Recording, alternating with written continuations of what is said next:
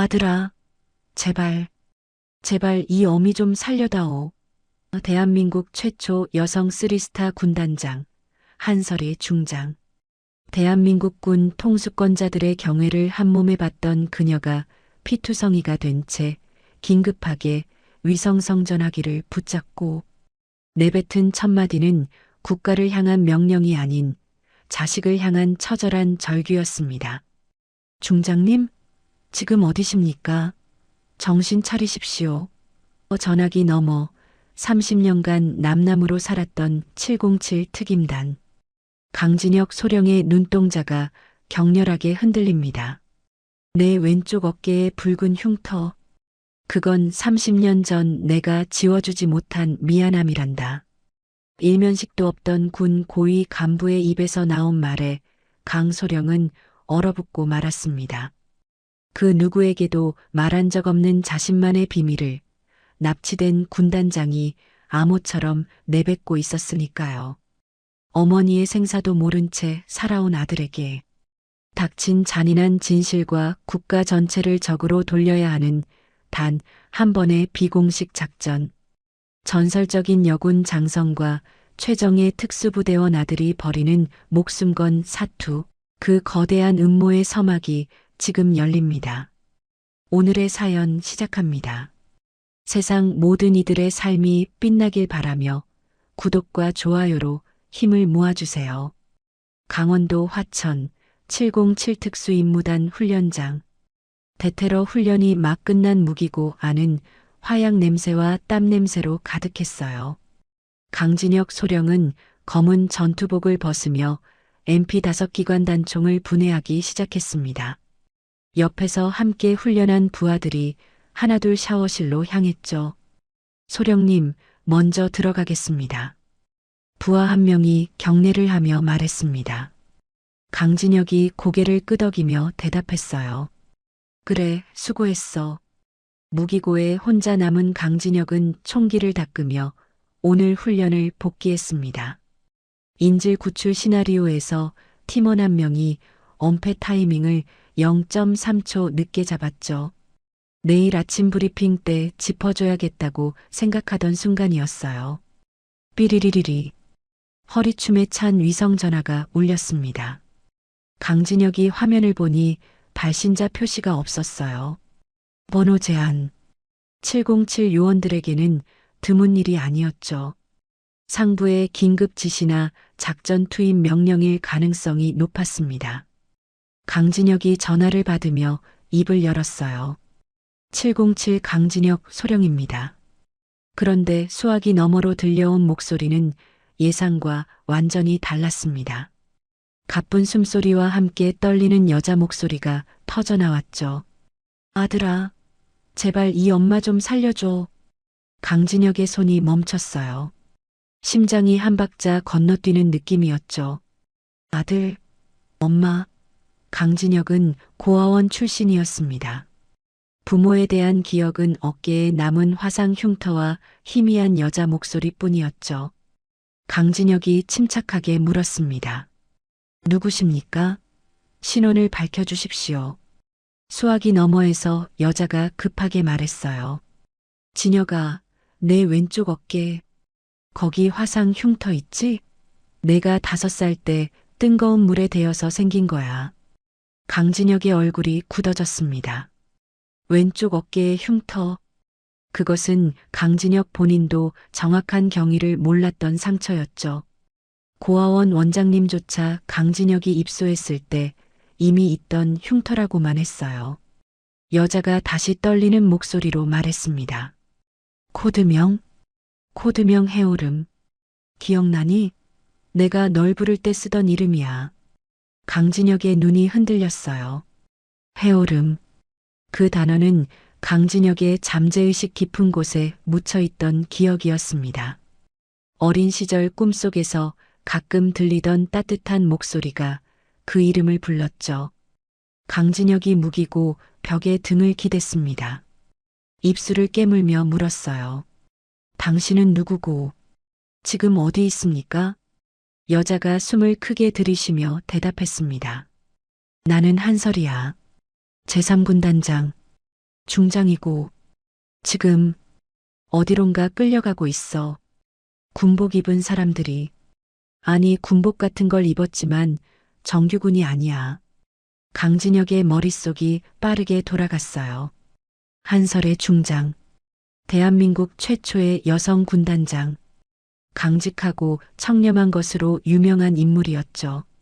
그런 고위급 장성이 납치되었다는 말인가요? 강진혁이 냉정하게 물었습니다. 현재 위치를 특정할 수 있습니까? 주변 소리나 지형지물이라도. 한설이가 급하게 대답했어요. 차 안이야. 검은 밴. 창문이 가려져 있어서 밖이 안 보여. 30분쯤 달린 것 같은데. 아, 잠깐.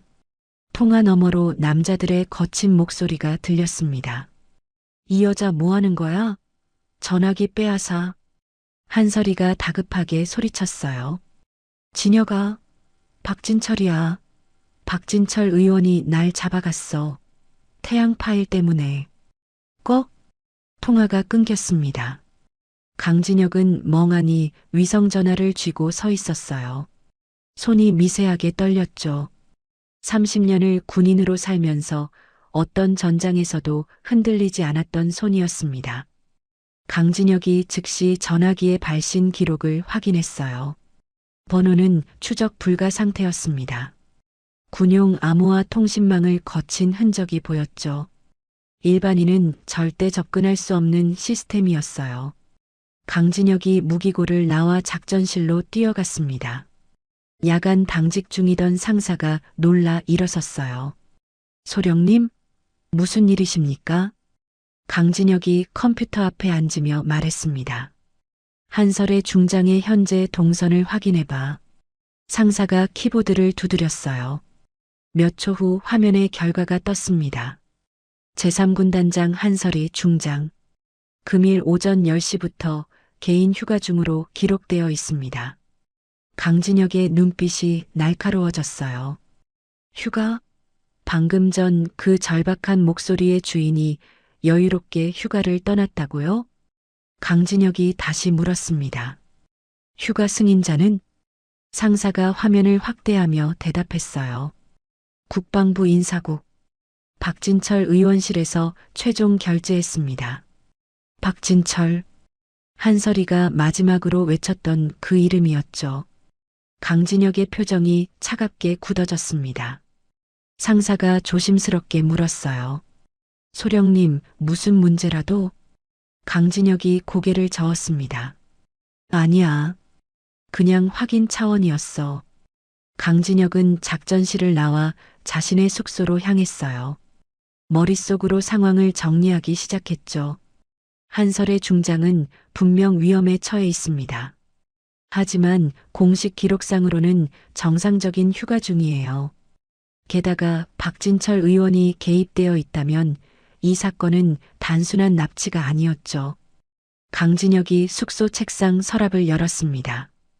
그 안에는 개인 위성 전화와 비상 연락망이 들어 있었어요. 강진혁은 3개의 번호를 차례로 눌렀습니다.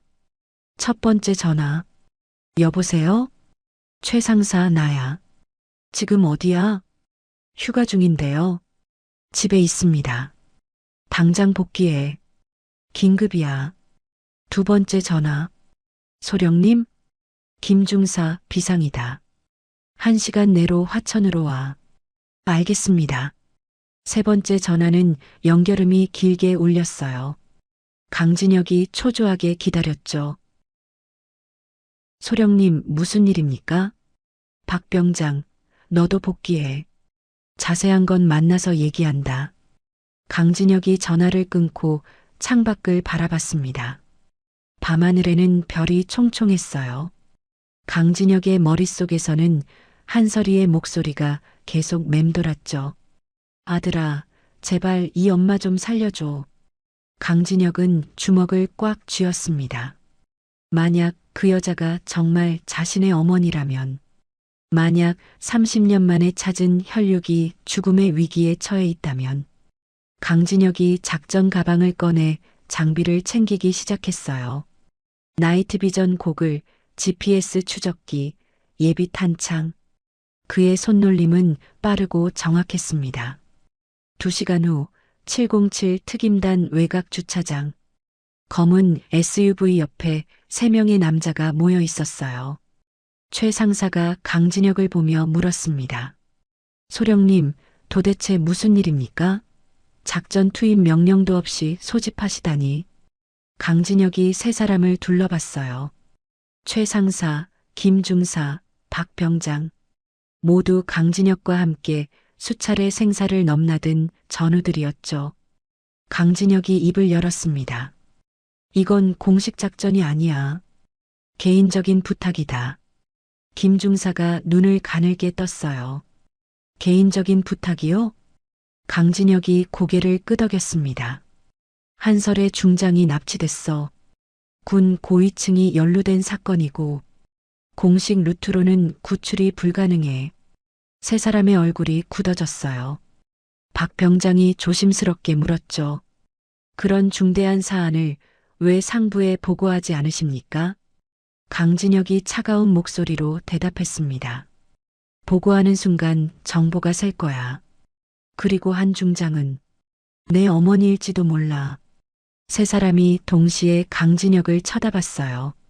최 상사가 놀란 얼굴로 물었습니다. 어머니요? 소령님은 고아원 출신 아니셨습니까? 강진혁이 왼쪽 어깨를 만지작거리며 말했어요. 나도 확신할 수는 없어. 하지만 그분은 내 어린 시절의 비밀을 알고 있었어. 아무도 모르는 걸. 검은 SUV가 어둠 속을 달렸습니다. 강진혁이 운전대를 잡고 있었고 조수석에는 최 상사가 노트북을 펼쳐 놓았어요. 뒷좌석에 김 중사와 박 병장은 장비를 점검하고 있었죠. 최 상사가 화면을 들여다보며 말했습니다. 한설의 중장의 마지막 통신 기록을 찾았습니다. 오늘 오후 3시 27분 양평 방면으로 이동 중 휴대전화 신호가 끊겼어요. 강진혁이 고개를 끄덕였어요. 양평이면 서울에서 1시간 거리야. 납치하기 좋은 곳이지. 김 중사가 탄창을 끼우며 물었습니다. 작전명은 뭡니까? 강진혁이 잠시 생각하다 대답했어요. 태양의 달. 박 병장이 고개를 갸웃했죠. 특이한 이름이네요. 강진혁이 앞을 응시하며 말했습니다. 한 중장이 전화에서 태양 파일이라는 걸 언급했어. 그게 납치의 원인인 것 같아. 최 상사가 키보드를 두드렸어요. 태양 파일. 검색해 보겠습니다. 차는 경기도 외곽도로를 따라 달렸습니다. 가로등도 없는 어두운 길이었죠. 30분쯤 지났을 때 최 상사가 입을 열었어요. 소령님, 양평에 박진철 의원 소유의 별장이 있습니다. 공식 기록에는 없지만 부동산 등기부를 뒤져보니 천안 명의로 되어 있어요. 강진혁의 눈빛이 날카로워졌습니다. 좌표 찍어. 최 상사가 GPS의 위치를 입력했어요. 15분 거리입니다. 강진혁이 악셀을 밟았습니다. 차는 어둠 속으로 빨려 들어갔죠. 양평 외곽 별장 단지 입구. 강진혁 팀은 차에서 내려 주변을 살폈어요. 고급 별장들이 듬성듬성 보였지만 대부분 불이 꺼져 있었습니다. 김 중사가 나이트 비전 고글을 쓰며 말했어요. 2시 방향 300m 지점에 건물이 보입니다. 경비가 2명 있어요. 강진혁이 고개를 끄덕였습니다. 일반 경비가 아니야. 움직임이 군인이야. 최 상사가 숨을 죽이며 물었어요. 어떻게 하시겠습니까? 강진혁이 잠시 생각하다 말했습니다. 최 상사, 김 중사는 후문으로 돌아가. 박 병장은 나랑 정면 돌파한다. 4사람은 조용히 흩어졌어요. 강진혁과 박 병장은 나무 그늘을 따라 별장 정문으로 접근했죠. 경비 1명이 담배를 피우며 서 있었습니다. 검은 전투복에 권총을 찬 모습이었어요. 강진혁이 박 병장에게 손짓했습니다. 박 병장이 고개를 끄덕이며 돌을 집어들었죠. 돌이 반대편 숲으로 날아가 소리를 냈어요. 경비가 고개를 돌렸습니다. 누구야? 그 순간 강진혁이 그림자처럼 다가가 경비의 목을 쳤어요. 경비는 소리도 못 내고 쓰러졌죠. 박 병장이 경비의 몸을 숲으로 끌고 갔습니다. 강진혁은 경비의 무전기를 확인했어요. 채널 3번. 군용 암호화 무전기야. 박 병장이 눈살을 찌푸렸습니다.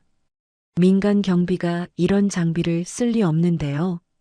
강진혁이 별장 안을 들여다봤어요. 1층 거실에 불이 켜져 있었고 사람의 그림자가 보였죠. 강진혁이 무전기를 켰습니다. 최 상사, 상황 어때? 최 상사의 목소리가 들렸어요. 후문도 경비 2명입니다. 제압 완료했어요. 강진혁이 고개를 끄덕이며 말했습니다. 진입한다. 김중사는 후문 감시 유지해. 강진혁과 박 병장이 정문을 조심스럽게 열었어요. 삐걱. 작은 소리가 났지만 안에서는 반응이 없었습니다. 두 사람은 복도를 따라 천천히 전진했어요. 거실에서 남자들의 대화 소리가 들렸죠. 이 여자 정말 입이 무겁네. 파일 위치를 안 불어. 박 의원님이 새벽까지 토해내라고 하셨어. 더 세게 해. 강진혁의 주먹이 꽉 쥐어졌습니다. 거실 문틈으로 안을 들여다봤어요. 남자 3명이 의자에 묶인 여자를 둘러싸고 있었습니다. 여자의 얼굴은 피투성이었어요. 군복 상의가 찢겨져 있었죠. 강진혁은 즉시 그 여자가 한설이임을 알아봤습니다. 사진으로만 봤던 제3군단장. 하지만 지금은 처참하게 구타당한 모습이었어요. 한설이가 고개를 들고 남자들을 노려봤습니다. 너희 같은 개새끼들. 군인의 명예를 더럽히는. 남자 한 명이 한설이의 뺨을 후려쳤어요. 닥쳐. 중장이면 뭐 어때? 여기선 그냥 인질일 뿐이야. 강진혁이 박 병장에게 눈짓했습니다. 박 병장이 섬광탄을 꺼내 들었어요. 강진혁이 셋을 세며 손가락을 접었습니다. 하나, 둘, 셋. 콱광. 문이 박살나며 섬광탄이 굴러 들어갔어요. 눈부신 빛과 함께 굉음이 터졌죠. 으악! 남자들이 눈을 감싸주며 비틀거렸습니다. 강진혁이 거실로 돌진했어요. 첫 번째 남자의 얼굴에 무릎을 꽂았죠. 두 번째 남자는 박 병장이 태클로 쓰러뜨렸습니다. 세 번째 남자가 총을 뽑으려 했어요. 하지만 강진혁이 더 빨랐습니다. 남자의 손목을 비틀어 총을 떨어뜨리고 팔꿈치로 턱을 가격했죠. 남자가 뒤로 쓰러졌어요. 강진혁이 한설이에게 달려갔습니다. 밧줄을 칼로 끊으며 물었어요. 괜찮으십니까? 한설이가 강진혁의 얼굴을 올려다봤습니다. 피범벅이 된 얼굴에서 눈물이 흘러내렸어요. 진혁아, 정말 내가 온 거니? 강진혁이 한설이를 부축해 일으켰습니다. 일단 여기서 나가야 합니다. 걸을 수 있으십니까? 한설이가 고개를 끄덕였어요. 하지만 다리에 힘이 풀려 비틀거렸죠. 강진혁이 한설이를 업었습니다. 최 상사, 철수한다. 차 준비해. 무전기에서 최 상사의 목소리가 들렸어요. 알겠습니다. 강진혁 팀이 별장을 빠져나오려는 순간이었어요. 저 멀리서 차량 소리가 들렸습니다. 김중사가 급하게 무전을 쳤어요. 소령님, 차량 4대가 접근 중입니다. 군용 지프예요. 강진혁의 얼굴이 굳어졌습니다. 빠르게 움직여. 4사람은 뒷문으로 달렸어요. 주차해 둔 SUV가 보였죠. 하지만 군용 지프들이 입구를 막아섰습니다. 헤드라이트가 일제히 켜지며 강진혁 팀을 비췄어요. 지프에서 군인들이 우르르 내렸습니다. 소총을 겨눈 채였죠. 한 명이 확성기를 들고 소리쳤어요. 707 강진혁 소령, 무기를 버리고 투항하시오. 당신은 군법을 위반했소. 강진혁이 한서리를 내려놓으며 팀원들을 봤습니다. 최 상사가 총을 겨누며 말했어요. 소령님, 명령만 내리십시오. 강진혁이 고개를 저었습니다. 저들은 정규군이야. 쏘면 안 돼. 박 병장이 급하게 물었어요. 그럼 어떻게 하십니까? 강진혁이 주변을 둘러봤습니다. 왼쪽으로 산길이 보였어요. 차는 못 가지만 사람은 빠져나갈 수 있는 길이었죠. 강진혁이 결정을 내렸습니다. 산으로 간다. 한 중장님을 내가 업을 테니 너희는 길을 열어. 김 중사가 섬광탄을 꺼내 들었어요. 알겠습니다. 섬광탄이 군인들 앞으로 날아갔습니다. 화광, 으악, 눈을 못 떠. 그 틈을 타 강진혁 팀은 산길로 뛰어들었어요. 뒤에서 총소리가 터졌죠. 타타타탕. 나무에 총알이 박히며 나무 껍질이 튀었습니다. 강진혁이 한서리를 업고 거친 숨을 몰아쉬며 달렸어요. 한서리가 강진혁의 등에 얼굴을 묻으며 속삭였습니다. 미안해. 엄마 때문에. 강진혁이 이를 악물고 대답했어요. 말씀하지 마십시오. 체력 아껴야 합니다. 어둠 속에서 추격이 시작됐습니다. 강진혁의 등에서 한서리의 뜬거운 눈물이 느껴졌어요. 산속은 칠흑같이 어두웠어요. 강진혁 팀은 나이트비전 고글을 쓰고 가파른 경사를 올랐습니다. 뒤에서 추격대의 목소리가 점점 가까워졌죠. 이쪽이다. 발자국 따라가. 최 상사가 뒤를 돌아보며 말했어요. 소령님, 이러다간 따라잡힙니다. 시간을 벌어야 해요. 강진혁이 한서리를 나무 그늘에 내려놓았습니다. 한서리의 얼굴은 창백했고 입술은 파랗게 질려 있었어요. 강진혁이 박 병장에게 눈짓했습니다. 한 중장님 좀 부탁해. 최 상사, 김 중사, 매복 준비. 세 사람은 바위 뒤에 몸을 숨겼어요. 추격대의 손전등 불빛이 점점 다가왔죠. 김 중사가 총을 겨누며 속삭였습니다. 쏴도 됩니까? 강진혁이 고개를 저었어요.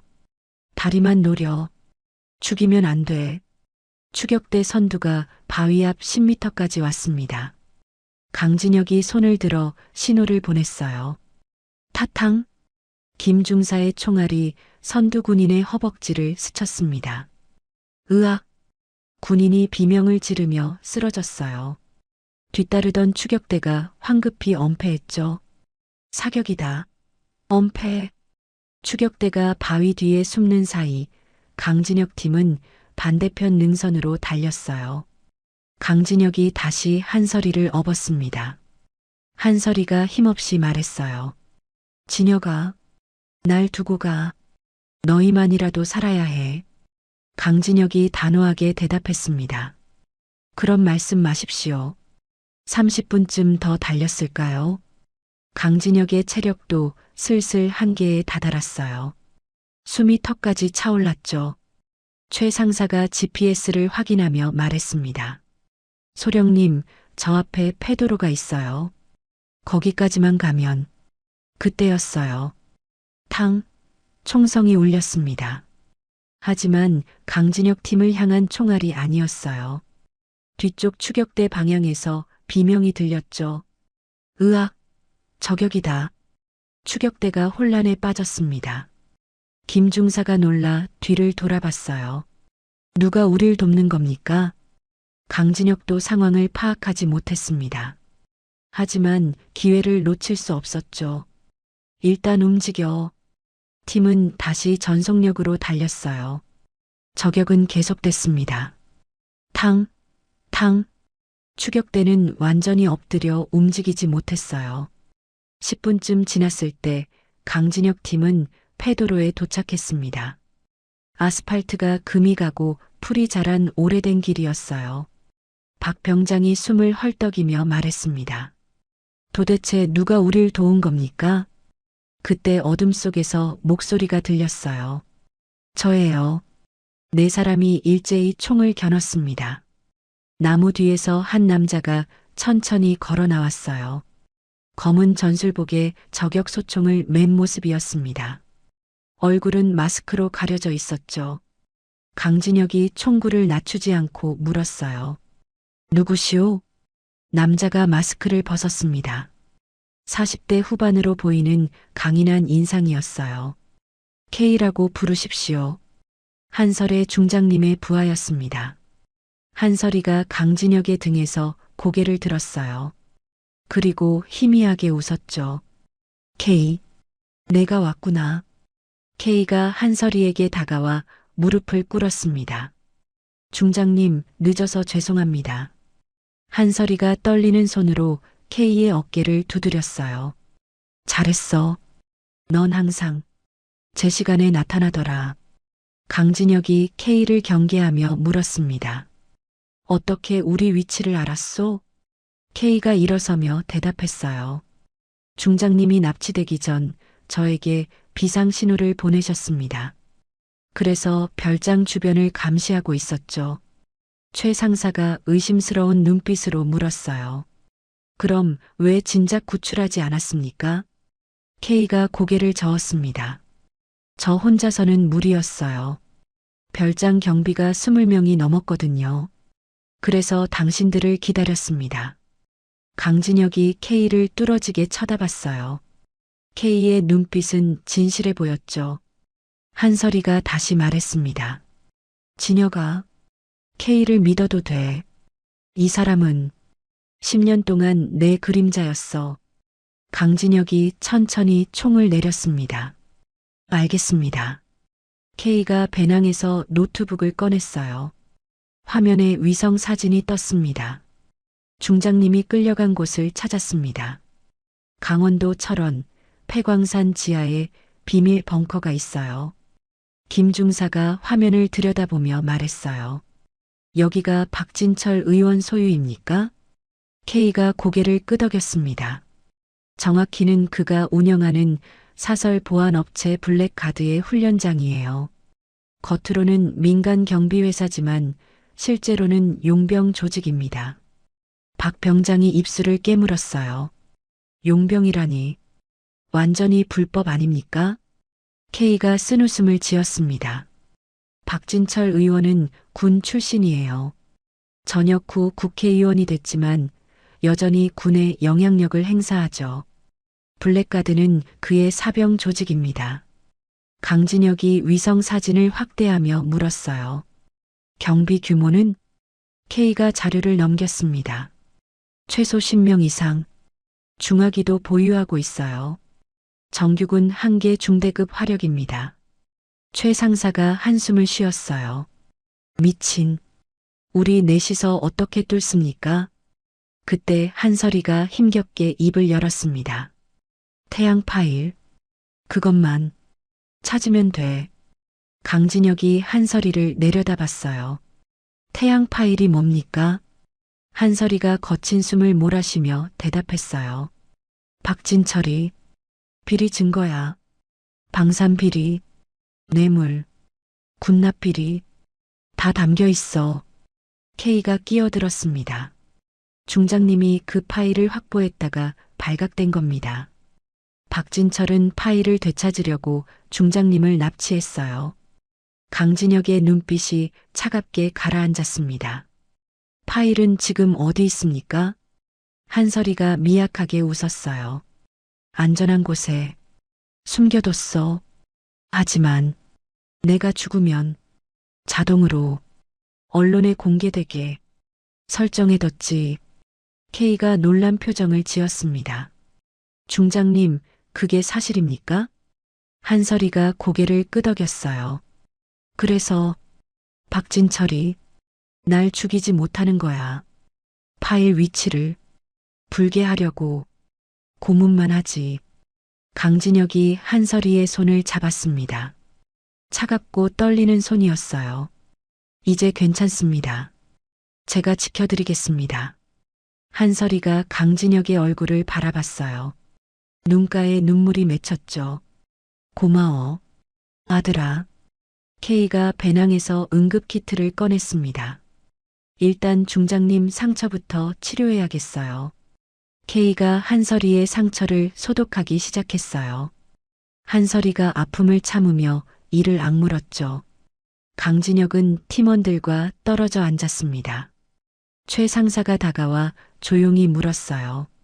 소령님, 정말 저 벙커를 칠 겁니까? 우리 전력으론 무리입니다. 강진혁이 주먹을 쥐었습니다. 다른 방법이 없어. 한 중장님을 포기할 수는 없어. 김 중사가 고개를 끄덕였어요. 저도 소령님 따르겠습니다. 아프간에서 소령님이 절 구해주셨잖습니까? 박 병장도 결연한 표정을 지었습니다. 저 역시 마찬가지입니다. 강진혁이 세 사람을 바라봤어요. 목숨을 함께 걸 전우들이었죠. K가 치료를 마치고 다가왔습니다. 중장님 상태가 안 좋아요. 빨리 병원에 가셔야 합니다. 강진혁이 고개를 끄덕였어요. 일단 안전한 곳으로 옮기고 작전을 짜겠습니다. K가 차 열쇠를 꺼냈습니다. 제 차가 2km 앞에 있어요. 거기까지만 가면 됩니다. 5사람은 다시 어둠 속을 걸었어요. 강진혁의 등에서 한설이가 중얼거렸습니다. 30년을 기다렸어. 이 순간을. 강진혁의 가슴이 뜬거워졌어요. 처음으로 어머니라는 존재를 느끼는 순간이었습니다. K의 차는 낡은 봉고였어요. 겉은 허름했지만 안에는 각종 통신 장비와 무기가 빼곡했죠. 강진혁이 한설이를 뒷좌석에 눕히고 담요를 덮어줬습니다. K가 운전대를 잡으며 말했어요. 30분 거리에 제 안전 가옥이 있습니다. 거기서 쉬시죠. 차가 출발했어요. 최 상사가 창밖을 경계하며 물었습니다. 추격대는 어떻게 됐습니까? K가 백미러를 보며 대답했어요. 당분간은 못 따라올 겁니다. 제가 그들의 통신을 교란시켜뒀거든요. 김 중사가 K를 의심스럽게 쳐다봤어요. 당신 정체가 뭡니까? 보통 정보원이 아닌 것 같은데요. K가 잠시 침묵하다 입을 열었습니다. 전직 정보사령부 요원이었습니다. 10년 전 중장님이 절 빼내주셨죠. 박 병장이 눈을 동그랗게 떴어요. 정보사라면 블랙 요원이었단 말입니까? K가 고개를 끄덕였습니다. 그렇습니다. 하지만 조직 내부의 부패를 견디지 못하고 증거를 수집하다가 발각됐어요. 중장님이 아니었으면 죽었을 겁니다. 강진혁이 한설이를 내려다봤어요. 한설이는 고통스러운 표호로 잠들어 있었죠. 30분 후 차는 외딴 농가 앞에 섰습니다. 주변에는 논밭만 펼쳐져 있었어요. K가 차에서 내리며 말했습니다. 여기가 제 안전 가옥입니다. 주인은 제 옛 전우인데 지금은 해외에 있어요. 5사람은 집 안으로 들어갔어요. K가 전등을 켰습니다. 거실에는 간단한 가구만 있었어요. 하지만 지하실로 통하는 문이 보였죠. K가 지하실 문을 열었습니다. 이리 오십시오. 계단을 내려가자 넓은 작전실이 나타났어요. 벽에는 각종 무기와 장비가 걸려 있었고 컴퓨터가 여러 대 설치되어 있었죠. 최 상사가 감탄하며 말했습니다. 와, 이건 완전 작전 본부네요. K가 침대 하나를 가리켰어요. 중장님을 여기 눕히십시오. 강진혁이 한설이를 조심스럽게 침대에 눕혔습니다. K가 응급 의료 키트를 가져와 한설이의 상처를 다시 확인했어요. 갈비뼈가 부러진 것 같습니다. 뇌출혈 검사가 필요해요. 강진혁이 K를 봤어요. 병원은 갈 수 없습니까? K가 고개를 저었습니다. 지금 전국의 중장님 수배령이 내려졌을 겁니다. 병원에 가는 순간 잡힙니다. 김 중사가 놀라 물었어요. 수배령이요? 무슨 명목으로요? K가 노트북을 켜서 뉴스 화면을 띄웠습니다. 화면에는 속보 자막이 떠 있었어요. 한설의 중장 행방불명, 군 기밀 유출 혐의. 박 병장이 화면을 보며 욕을 내뱉었습니다. 이게 무슨 개소리야? 중장님이 기밀을 유출했다고요? K가 쓴웃음을 지었어요. 박진철이 미리 술을 둔 겁니다. 중장님을 범죄자로 만들어버린 거죠. 강진혁의 얼굴이 차갑게 굳어졌습니다. 그럼 우리도 수배 대상이 되겠군요. K가 고개를 끄덕였어요. 이미 됐을 겁니다. 중장님을 납치한 테러리스트로 몰릴 거예요. 최 상사가 벽에 기대며 한숨을 쉬었습니다. 완전히 포위당했네요. 그때 한설이가 신음하며 눈을 떴어요. 여기가. 강진혁이 한설이의 손을 잡았습니다. 안전한 곳입니다. 걱정 마십시오. 한설이가 강진혁의 얼굴을 바라봤어요. 그리고 약하게 웃었죠. 미안해. 너를 범죄자로 만들어버렸구나. 강진혁이 고개를 저었습니다. 그런 말씀 마십시오. 제 선택이었습니다. 한설이의 눈에서 눈물이 흘러내렸어요. 30년을 찾았는데 이렇게 만나게 될 줄은. K가 조용히 다가와 봉투 하나를 꺼냈습니다. 중장님, 이걸 드려야 할 것 같습니다. 한설이가 봉투를 보고 고개를 끄덕였어요. 그래. K야, 그걸 진혁이에게 줘. K가 봉투를 강진혁에게 건넸습니다. 강진혁이 봉투를 열자 낡은 일기장이 나왔어요. 표지에는 해오름이라는 글씨가 적혀 있었죠. 강진혁이 일기장을 펼쳤습니다. 첫 페이지에는 어린아이의 사진이 붙어 있었어요. 5살쯤 돼 보이는 남자아이. 왼쪽 어깨에 붕대를 감고 있었죠. 강진혁의 손이 떨렸습니다. 사진 속 아이가 자신이라는 걸 직감적으로 알았어요. 한설이가 떨리는 목소리로 말했습니다. 그게 내가 마지막으로 찍은 사진이야. 사고 나기 하루 전에. 강진혁이 다음 페이지를 넘겼어요. 한설이의 필체로 빼곡하게 글이 적혀 있었죠. 1995년 7월 15일. 오늘도 진혁이를 찾지 못했다. 북한 공작원 색출 작전 중 아이가 실종됐다. 내 불찰이다. 어머니 자격이 없다. 1996년 3월 2일. 전국 고아원을 다 뒤졌지만 진혁이가 없다. 어디로 간 걸까? 사람만 있다면. 2000년 9월 5일. 오늘 꿈에 진혁이가 나왔다.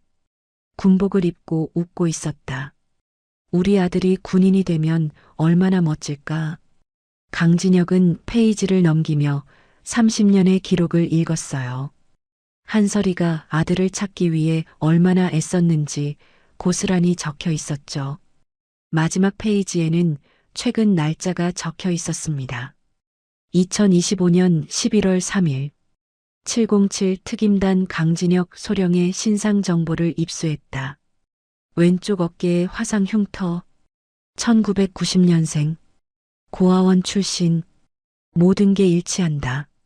내 아들이 맞다. 하지만 어떻게 다가가야 할지 모르겠다. 30년 동안 버린 어미를 용서해 줄까? 강진혁의 눈에서 눈물이 떨어졌어요.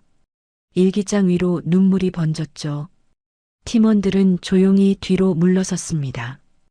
강진혁이 한설이를 바라봤어요.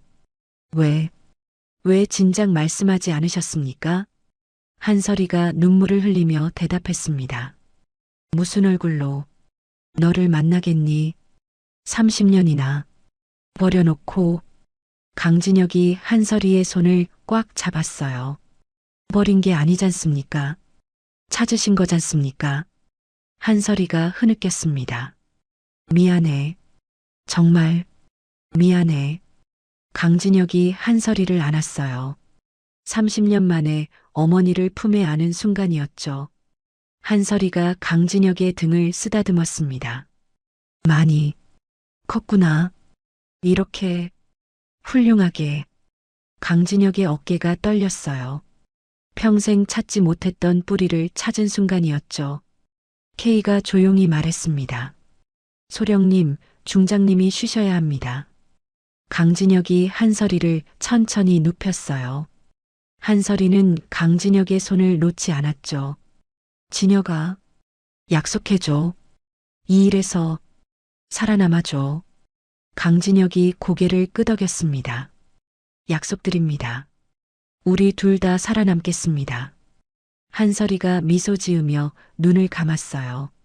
강진혁은 일어나 팀원들에게 돌아섰습니다. 눈빛이 달라져 있었어요.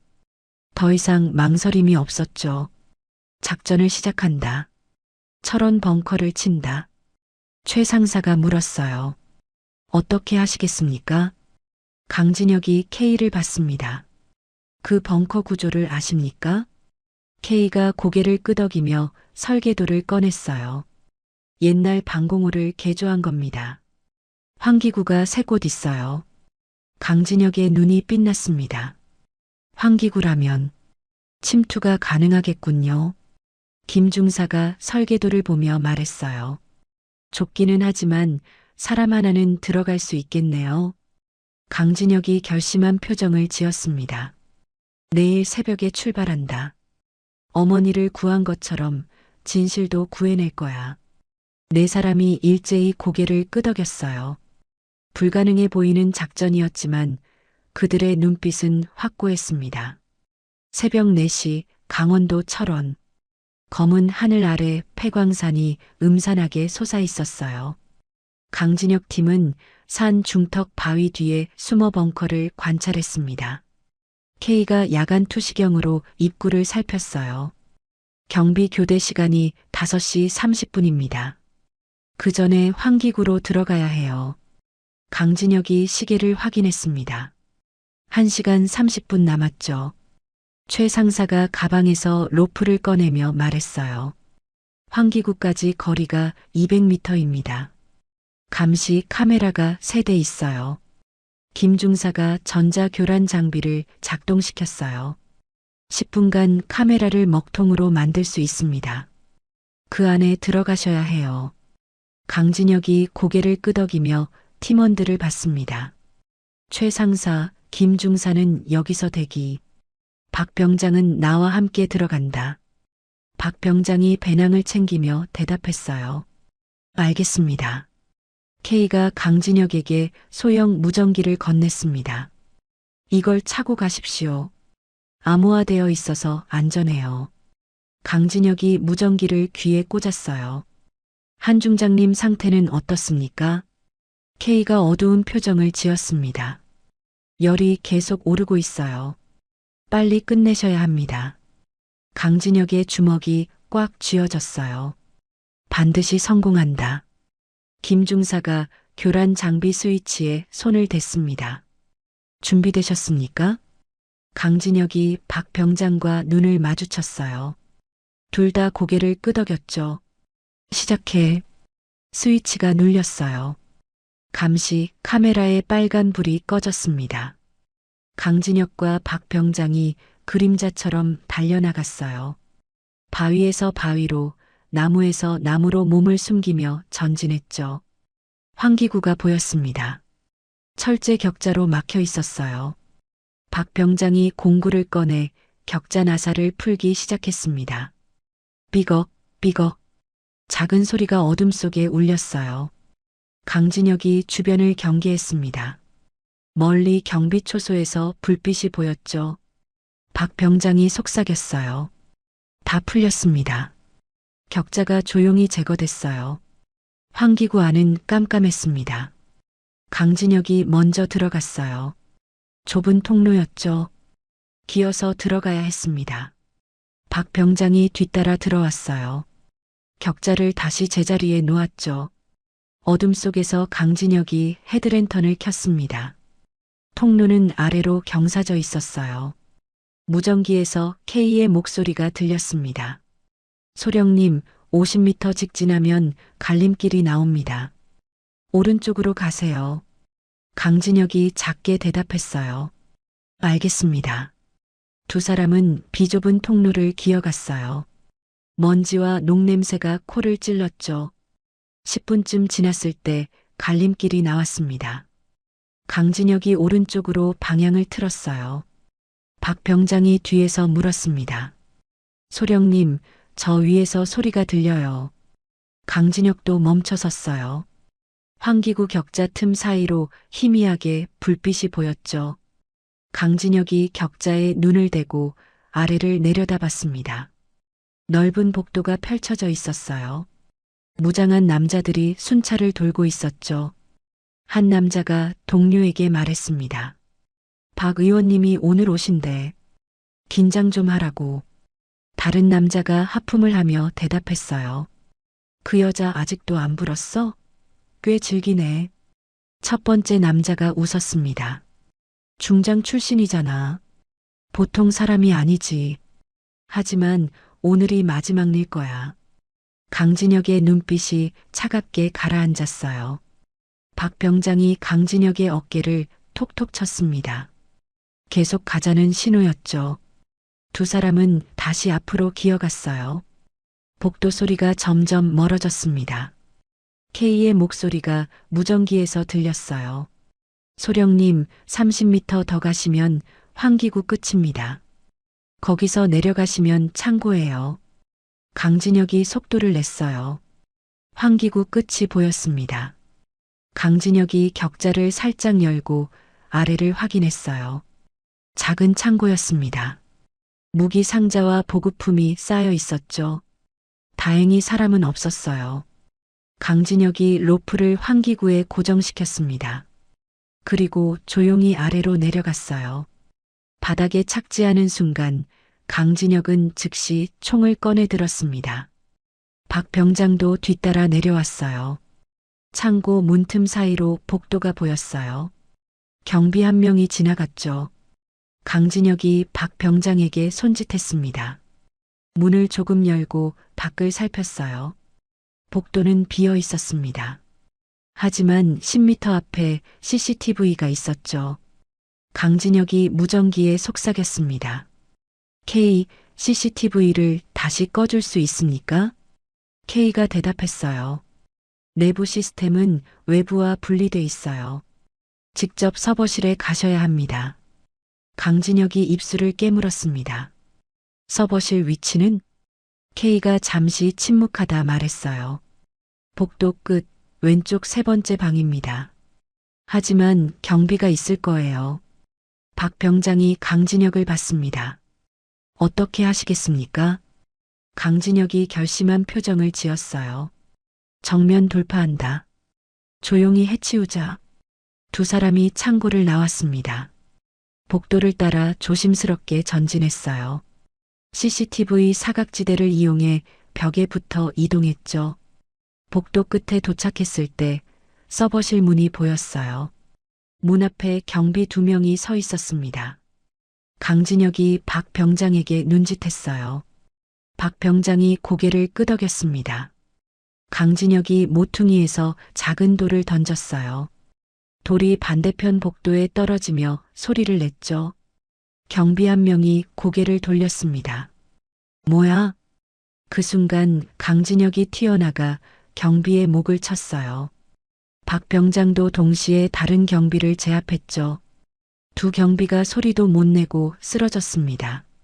강진혁이 서버실 문을 열었어요. 안에는 컴퓨터가 여러 대 있었죠. 박 병장이 USB를 꺼내 컴퓨터에 꽂았습니다. K가 준 프로그램입니다. 5분이면 CCTV를 모두 끌 수 있어요. 강진혁이 문 앞을 지키며 복도를 경계했어요. 4분 30초가 지났습니다. 복도 저 끝에서 발소리가 들렸어요. 강진혁이 긴장했습니다. 박 병장, 얼마나 남았어? 박 병장이 화면을 보며 대답했어요. 30초만 더요. 발소리가 점점 가까워졌습니다. 경비 3명이 모퉁이를 돌아 나타났어요. 경비가 쓰러진 동료들을 발견하고 소리쳤습니다. 침입자다. 경비들이 총을 뽑았어요. 강진혁이 재빨리 문 뒤로 숨었습니다. 타타탕. 총알이 문을 관통했어요. 박 병장이 외쳤습니다. 완료됐습니다. 강진혁이 섬광탄을 복도로 던졌어요. 화광, 눈부신 빛이 터졌습니다. 으악, 눈을 못 떠. 강진혁이 서버실을 박차고 나가 경비들을 제압했어요. 빠른 근접전이었죠. 3명 모두 10초 만에 쓰러졌습니다. 박 병장이 뛰어나왔어요. 이제 어디로 갑니까? 강진혁이 무전기에 말했습니다. K, CCTV를 껐어. 태양 파일이 어디 있지? K가 급하게 대답했어요. 박진철의 개인 사무실입니다. 지하 3층, 가장 안쪽 방이에요. 강진혁이 박 병장과 함께 계단으로 달렸습니다. 벙커 안에 경보음이 울리기 시작했어요. 삐잉. 침입자 발견. 전 병력 집결. 방송이 울려 퍼졌습니다. 강진혁과 박 병장은 계단을 뛰어내려갔어요. 지하 3층 문을 박차고 들어섰죠. 복도 끝에 화려한 문이 보였습니다. 박진철의 사무실이었어요. 하지만 문 앞에 용병 10명이 총을 겨누고 서 있었습니다. 용병 대장이 비웃으며 말했어요. 707 강진혁 소령님 환영합니다. 여기서 끝이네요. 강진혁이 총을 겨누며 차갑게 대답했습니다. 끝은 너희야. 용병 대장이 손가락을 까딱였어요. 10명의 용병이 일제히 총구를 조준했죠. 강진혁과 박 병장은 복도 기둥 뒤로 몸을 숨겼습니다. 타타타탕. 총알이 빗발쳤어요. 기둥에 총알이 박히며 시멘트 가루가 날렸죠. 박 병장이 숨을 헐떡이며 말했습니다. 소령님, 이러다간 탄창이 먼저 떨어집니다. 강진혁이 주변을 살폈어요. 왼쪽에 소화전이 보였죠. 박 병장, 저 소화전 보이지? 박 병장이 고개를 끄덕였어요. 네, 보입니다. 강진혁이 수류탄을 꺼냈습니다. 내가 신호하면 소화전을 쏴. 물이 터지면 그 틈에 돌격한다. 박 병장이 총을 장전했어요. 알겠습니다. 강진혁이 수류탄 핀을 뽑고 용병들 쪽으로 던졌습니다. 수류탄이다. 용병들이 황급히 엎드렸어요. 쾅! 폭발과 동시에 박 병장이 소화전을 쏘았습니다. 콱과 물이 분수처럼 터져나왔어요. 복도가 순식간에 물바다가 됐죠. 강진혁이 박 병장과 함께 뛰쳐나갔습니다. 물안개 속에서 용병들이 당황해 있었어요. 강진혁이 첫 번째 용병의 총을 쳐내고 턱을 가격했습니다. 박 병장은 두 번째 용병을 태클로 넘어뜨렸죠. 치열한 근접전이 벌어졌어요.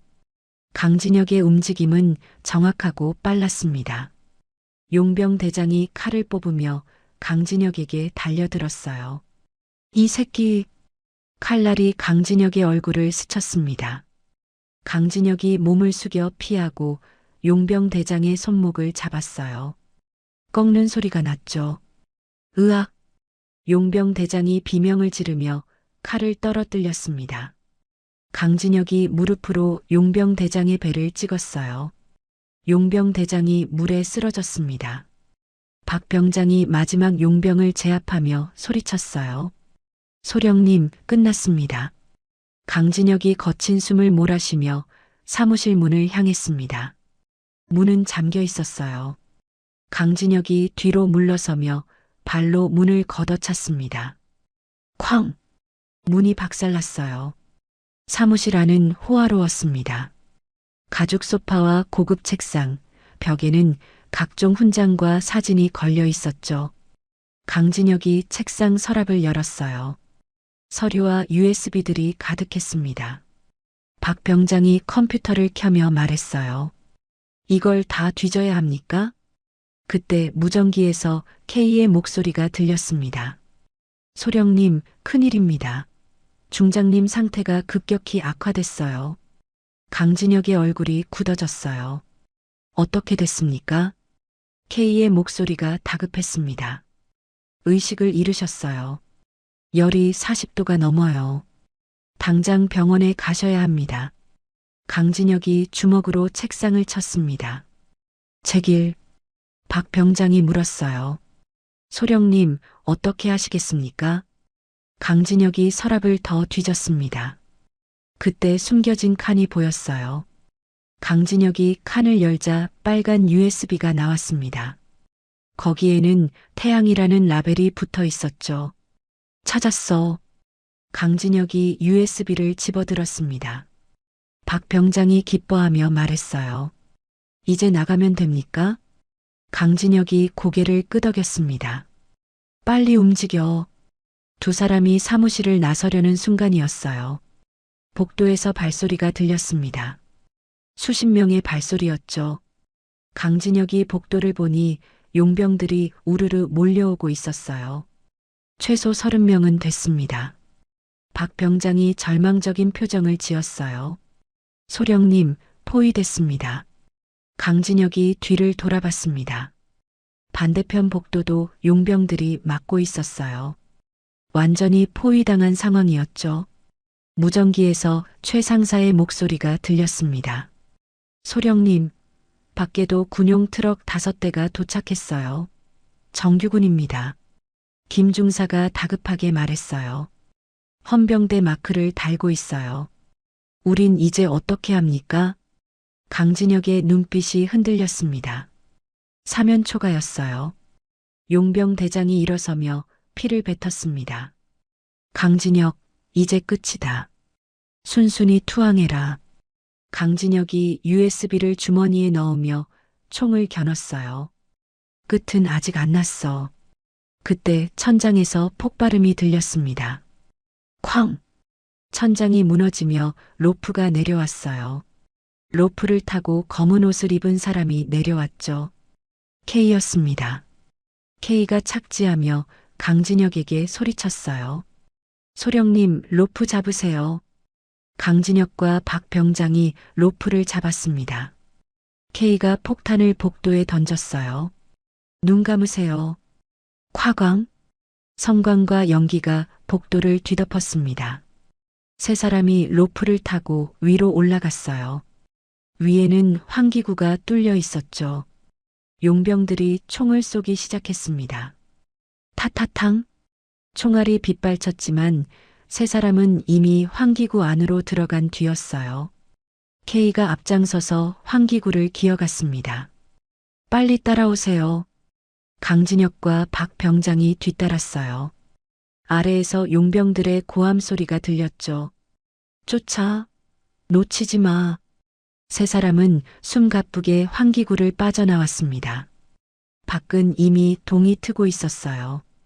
K가 근처 수풀을 가리켰습니다. 저기 차를 숨겨뒀어요. 세 사람이 달려갔어요. 낡은 지프가 보였죠. 차에 올라타자마자 K가 시동을 걸었습니다. 부르릉. 차가 출발했어요. 뒤에서 용병들이 뛰어나왔지만 이미 늦었습니다. 박 병장이 뒤를 보며 안도의 한숨을 쉬었어요. 살았습니다. 강진혁이 K를 봤습니다. 어떻게 된 겁니까? 한 중장님은요? K가 운전대를 꽉 잡으며 대답했어요. 최 상사와 김 중사가 중장님을 병원으로 데려갔어요. 하지만 K의 목소리가 떨렸습니다. 하지만 뭡니까? K가 입술을 깨물었어요. 병원 주변에 헌병대가 포위망을 쳤어요. 전국에 비상령이 내려진 것 같아요. 강진혁이 주먹을 쥐었습니다. 박진철, 그 개자식? K가 백미러를 보며 말했어요. 소령님, 뒤에서 헬기가 따라오고 있어요. 강진혁이 뒤를 돌아봤습니다. 군용 헬기 2대가 상공에 떠 있었어요. 헬기 스피커에서 방송이 나왔습니다. 707 강진혁 소령, 즉시 차를 세우고 투항하시오. 이는 최후 경고입니다. K가 악셀을 밟았어요.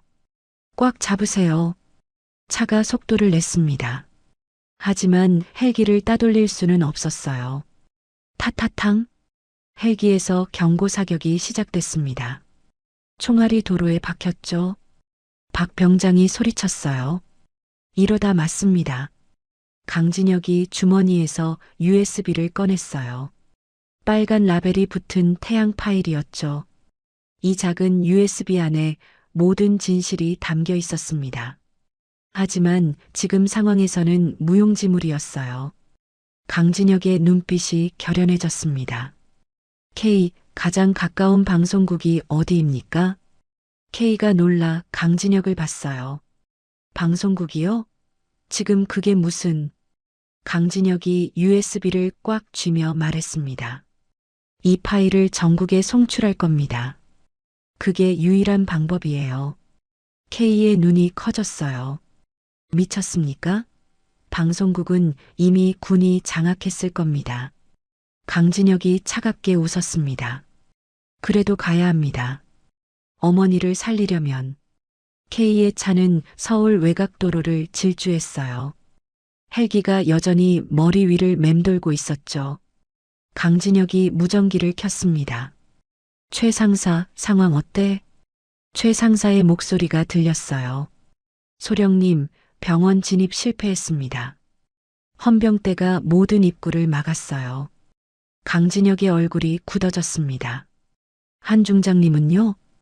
김 중사가 대신 대답했어요. 차 안에 계십니다. 의식은 없고 맥박이 약해지고 있어요. 강진혁이 이를 악물었어요. 30분만 버텨. 내가 해결할게. 무전을 끊고 K를 받습니다. MBC 본사까지 얼마나 걸립니까? K가 시계를 확인했어요. 20분이면 도착합니다. 하지만 소령님, 방송국 안으로 어떻게 들어갈 겁니까? 강진혁이 USB를 쥐며 말했습니다. 정면으로 간다. 박 병장이 놀라 물었어요.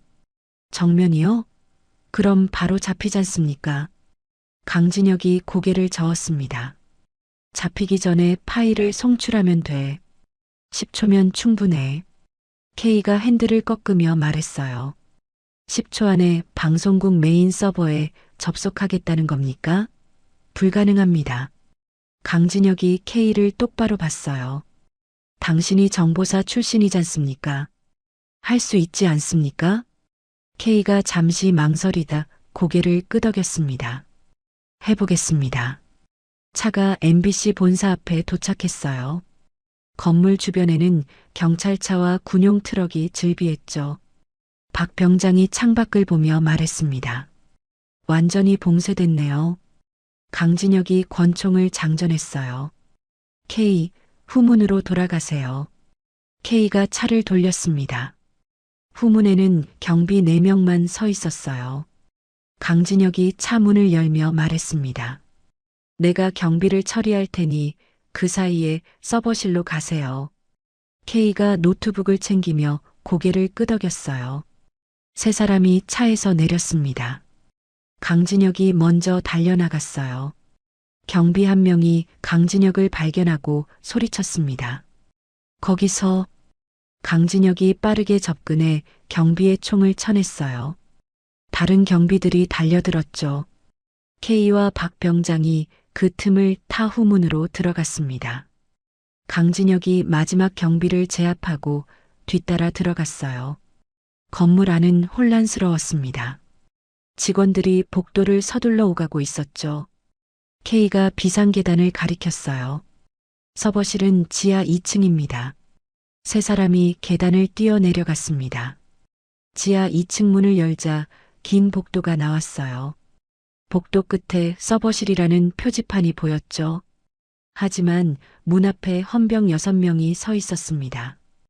헌병 중 하나가 강진혁을 보고 총을 겨눴어요. 강진혁이다. 쏴. 타타탕. 강진혁이 박 병장을 끌고 벽 뒤로 숨었습니다. K가 수류탄을 꺼내며 말했어요. 제가 길을 열겠습니다. K가 수류탄을 던졌어요. 쾅! 폭발과 함께 연기가 복도를 채웠습니다. 강진혁이 연기 속으로 뛰어들었어요. 헌병 하나를 넘어뜨리고 다른 헌병에 총을 쳤죠. 박 병장도 합류해 헌병들을 제압했습니다. K가 서버실 문을 열었어요. 들어가세요. 세 사람이 서버실로 들어갔습니다. 문을 잠그고 책상을 끌어다 막았어요. K가 노트북을 꺼내 서버에 연결했습니다. 시간이 얼마나 필요합니까? K가 키보드를 두드리며 대답했어요. 5분. 아니, 3분이면 됩니다. 밖에서 쿵쿵 소리가 들렸습니다. 헌병들이 문을 부수려 하고 있었어요. 박 병장이 총을 겨누며 말했습니다. 버틸 수 있을지 모르겠습니다. 강진혁이 책상 뒤에 숨어 문을 겨냥했어요. 버텨야 합니다. 쾅! 쾅! 문이 조금씩 부서지기 시작했습니다. K가 화면을 보며 중얼거렸어요. 조금만 더. 문이 반쯤 부서졌습니다. 헌병의 손이 안으로 들어왔어요. 강진혁이 총을 쏴서 문을 막았습니다. 타탕! K가 소리쳤어요. 됐습니다. 메인 서버 접속 성공. 강진혁이 USB를 K에게 던졌습니다. 지금 당장 송출하세요. K가 USB를 꽂았어요. 화면에 파일 목록이 떴죠. 방산 비리 문서, 뇌물거래 내역, 은닉 계좌 정보. 박진철의 모든 범죄가 담겨 있었습니다. K가 전송 버튼을 눌렀어요. 전국 방송 네트워크로 송출 시작합니다. 그 순간 문이 완전히 박살났습니다. 쾅! 헌병들이 우르르 들어왔어요. 손들어. 강진혁과 박 병장이 총을 내려놓고 손을 들었습니다. 헌병 대장이 K에게 다가갔어요. 뭘 한 거야? K가 화면을 가리키며 웃었습니다. 이미 늦었어요.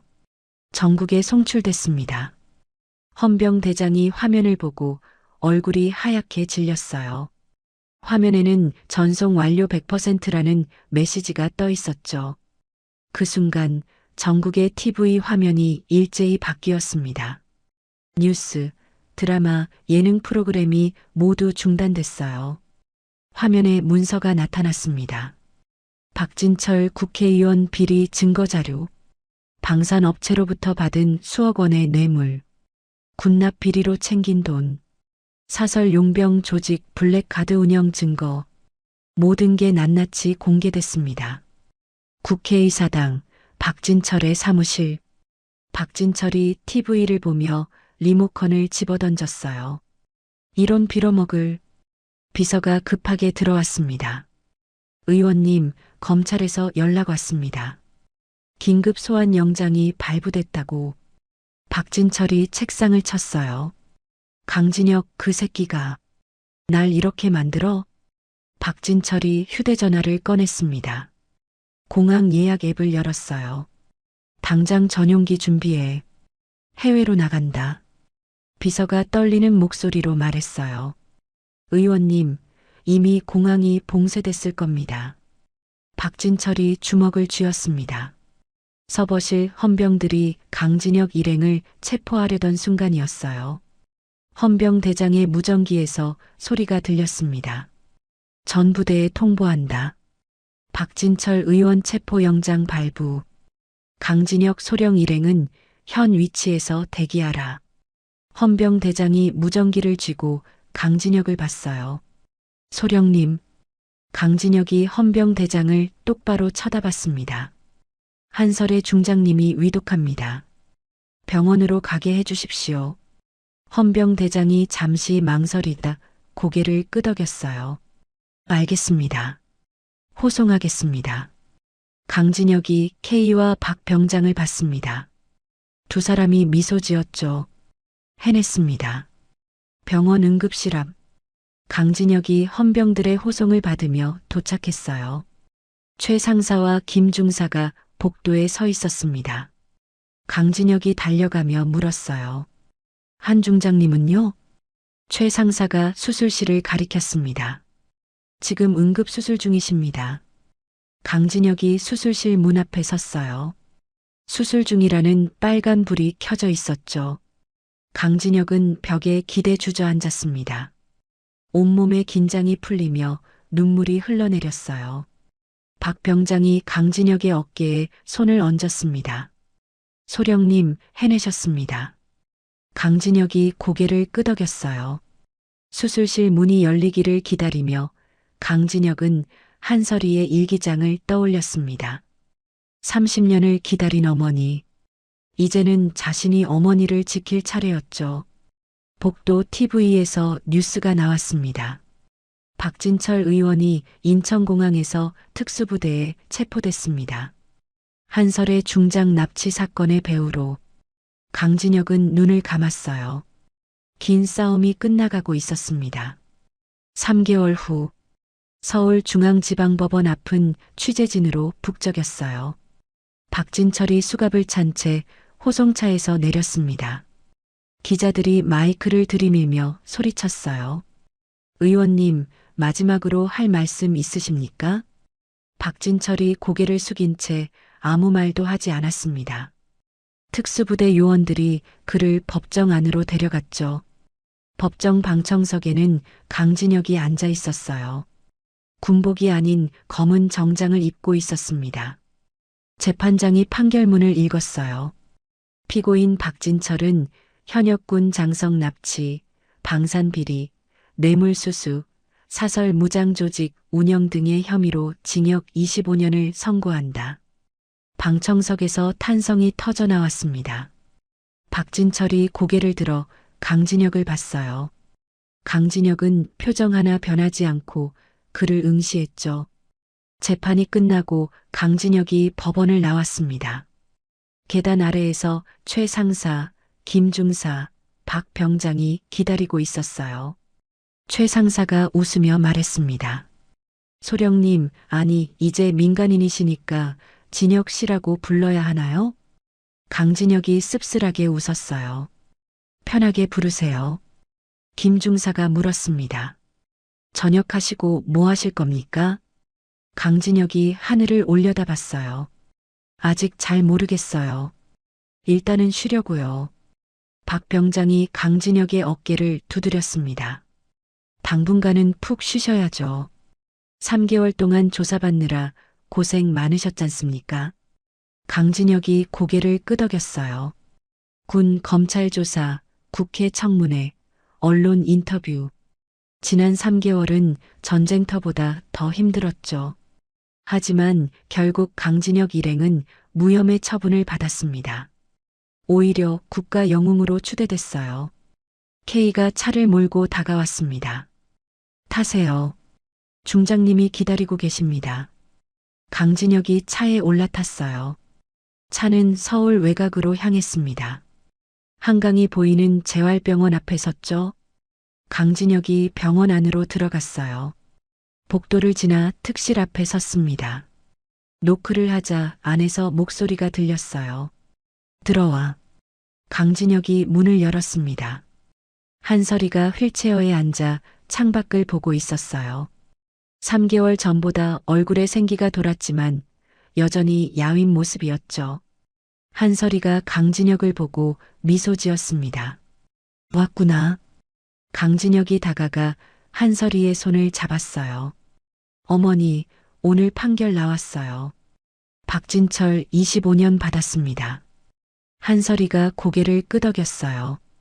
뉴스로 봤어. 고생 많았다. 강진혁이 한설이 옆에 앉았습니다. 어머니야말로 고생 많으셨어요. 몸은 좀 어떠세요? 한설이가 다리를 내려다봤어요. 의사 선생님이 6개월 정도 재활하면 걸을 수 있대. 괜찮아. 강진혁의 눈가가 촉촉해졌어요. 한설이가 강진혁의 얼굴을 어루만졌습니다. 울지 마. 넌 내 아들이잖아. 강해야지. 강진혁이 웃으며 눈물을 닦았어요. 네, 어머니. 한설이가 창밖을 가리켰습니다. 저기 바다 보이지? 나 퇴원하면 거기 가고 싶어. 강진혁이 창밖을 봤어요. 멀리 서해 바다가 반짝이고 있었죠. 그럼 퇴원하시면 함께 가요. 한설이가 강진혁의 손을 꽉 잡았습니다. 고맙다, 아들아. 널 만나서 정말 행복해. 강진혁이 한설이를 안았어요. 저도요, 어머니. 두 사람은 한동안 그렇게 껴안고 있었습니다. 6개월 후, 강원도 속초 해변, 파도 소리가 잔잔하게 들렸어요. 모래사장에 파라솔이 펼쳐져 있었죠. 한설이가 지팡이를 짚고 천천히 걸었습니다. 강진혁이 옆에서 한설이를 부축했어요. 천천히 하세요, 어머니. 한설이가 웃으며 말했어요. 괜찮아. 이제 혼자서도 잘 걸어. 두 사람은 파라솔 아래 의자에 앉았습니다. 한설이가 바다를 바라보며 깊게 숨을 들이쉬었어요. 바다 냄새 좋다. 강진혁도 바다를 봤습니다. 정말 좋네요. 한설이가 가방에서 사진 한 장을 꺼냈어요. 30년 전 5살 강진혁의 사진이었죠. 이 사진만 보면서 30년을 버텼어. 언젠가는 꼭 찾을 거라고 믿으면서. 강진혁이 사진을 보며 말했습니다. 이제 사진 안 봐도 돼요. 제가 옆에 있잖아요. 한설이가 눈물을 글썽이며 웃었어요. 그러게. 이게 꿈만 같아. 강진혁이 휴대전화를 꺼냈습니다. 어머니, 사진 찍을까요? 새로운 사진. 한설이가 고개를 끄덕였어요. 그래, 찍자. 강진혁이 셀카 모드로 휴대전화를 들었습니다. 두 사람이 바다를 배경으로 웃었어요. 찰칵. 사진 속 두 사람은 행복해 보였습니다. 한설이가 사진을 보며 말했어요. 이 사진 인화해서 액자에 넣어야겠다. 강진혁이 웃으며 대답했습니다. 저도 지갑에 넣고 다닐게요. 한설이가 강진혁의 손을 잡았어요. 진혁아, 이제 우리 평범하게 살자. 군인도 아니고 중장도 아니고 그냥 엄마와 아들로. 강진혁이 한설이를 봤습니다. 네, 어머니. 그렇게 해요. 저 멀리 갈매기들이 날아갔어요. 하얀 날개가 푸른 하늘을 가로질렀죠. 한설이가 갈매기를 보며 중얼거렸습니다. 자유롭다. 강진혁도 갈매기를 봤어요. 두 사람은 말없이 바다를 바라봤습니다. 파도가 밀려왔다 물러갔죠. 30년의 기다림 끝에 찾은 평화였어요. 한설이가 조용히 말했습니다. 고마워, 진혁아. 날 포기하지 않아줘서. 강진혁이 한설이의 어깨에 머리를 기댔어요. 저야말로 고맙습니다. 저를 찾아주셔서. 바람이 불어왔습니다. 따뜻하고 부드러운 바람이었어요. 한설이가 눈을 감았습니다. 강진혁도 눈을 감았죠. 두 사람은 그렇게 조용히 앉아 있었습니다. 오랜 전쟁이 끝나고 진짜 삶이 시작되는 순간이었어요. 파도 소리만이 고요하게 울려 퍼졌습니다. 30년이라는 긴 시간 동안 서로를 그리워하며 살아온 어머니와 아들. 거대한 권력의 음모 속에서도 포기하지 않은 그들의 용기가 마침내 진실을 밝혀냈습니다. 강진혁 소령은 군인으로서의 명예를 걸고 어머니를 구했고 한설의 중장은 30년의 기다림 끝에 아들을 품에 안을 수 있었어요. 그들의 이야기는 우리에게 말해줍니다. 진정한 사랑은 시간도 권력도 막을 수 없다는 것을, 그리고 정의는 반드시 승리한다는 것을 말이에요. 이제 두 사람은 군복을 벗고 평범한 모자로 새로운 삶을 시작합니다. 바다가 보이는 그곳에서 그들은 잃어버린 30년을 천천히 채워갈 거예요. 오늘의 사연이 가슴에 울림을 주었다면 구독과 좋아요, 그리고 알림 설정으로 응원의 마음을 보태주세요. 그리고 이야기를 끝까지 들어주신 분이 계시다면 잘 들었다고 댓글 하나만 남겨주세요. 오늘도 시청해주셔서 감사합니다. 내일 또 만나요.